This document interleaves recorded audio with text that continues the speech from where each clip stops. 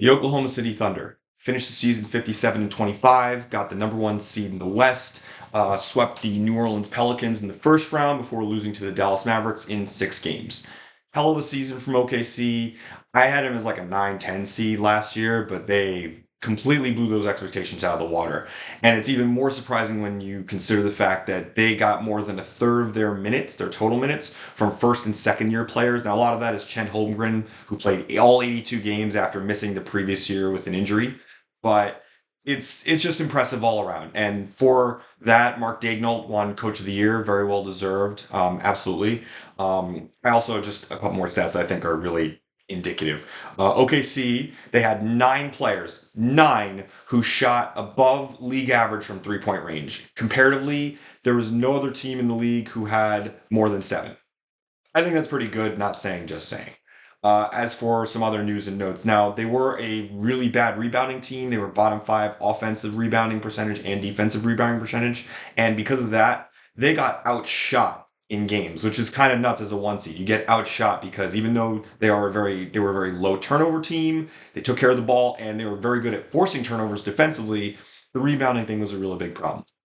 I bring that up in part because that's what did them in last season, and I fear that that's still going to do them in this season. Now, they did pick up Isaiah Hartenstein, who is a terrific player. He's probably going to start for them at center, and he can come off the bench if needed, though I think center would be better. You put him next to Chet Holmgren, that's going to be a terrific combination, but between the two of them, they don't really have a lot of like size around them. Like there are centers and backup got bigs who can play. You've got Kenrich Williams, you've got Jalen Williams, the center. That's certainly size if you want to go that route, flexibility. But on the flip side, you look at the rest of the OKC roster. Now, Shea Gilgeous-Alexander, he's a big guard. He's an elite MVP caliber, top 3, top 5 MVP voting type guy.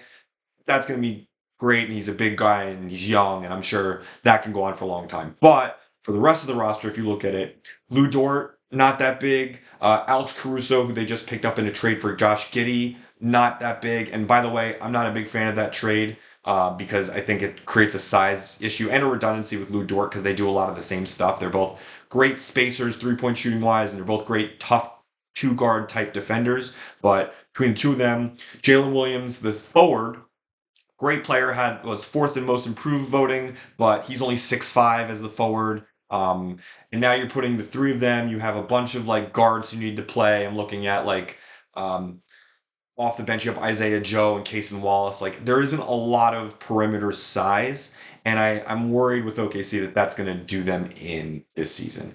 As great as their 3-point shooting was, as great as their offense and their defense was, that sort of thing can matter, especially as you get deeper and deeper into the playoffs. So that's going to be a thing. I think you have to figure out who starts because you have basically a 6-man starter rotation to sort of figure out. Chet Holmgren, Isaiah Hartenstein, SGA, Dort, Caruso, and Williams, and Jalen Williams, the forward.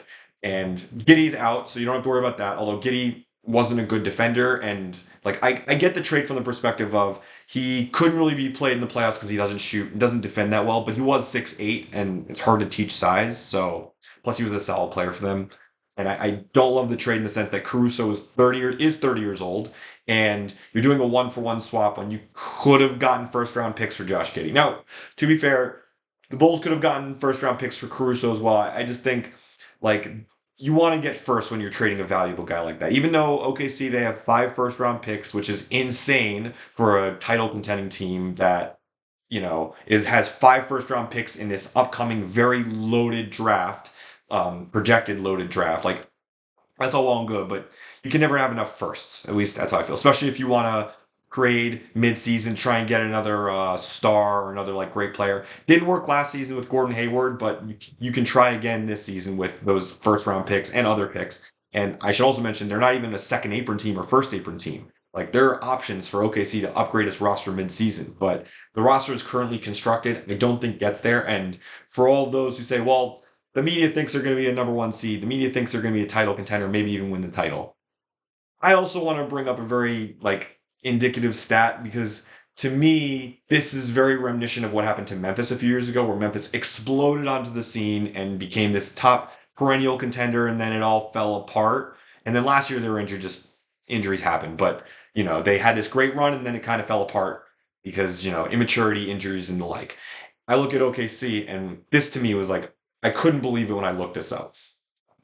The core players of OKC, so like the sort of main guys, they all played at least 69 games.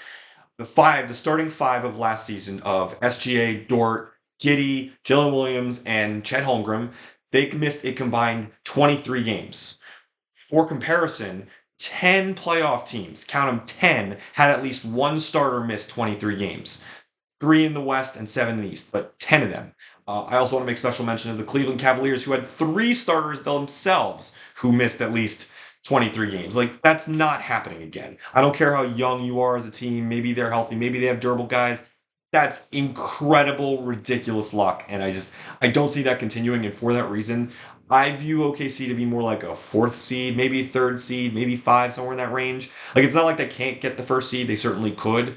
They've got solid young players in depth. They've got, the positional size is a worry, but they do have long wingspans. They have great defense and great offense. They move the ball well. They take care of it. Like, there's a lot to like there, but I don't see that becoming a title team unless you clean up some of the size issues, rebounding issues, and you have to get lucky again with health. And that's really, really hard, especially in a deep Western Conference. So, like, I like Isaiah Joe. I don't love Isaiah Joe, but I like him. Casey Wallace, same thing. They drafted Nikola Topic in the draft. A lot of people say he's going to be really good, even though he's injured. I'm not buying that one, but there's enough with Kenrich Williams and the other Jay Williams off the bench that you could maybe win a title. But if I'm OKC, I go through a season, I make a trade mid-season for some sort of, if not a star, at least some really good role player, and I hope that gets me a title.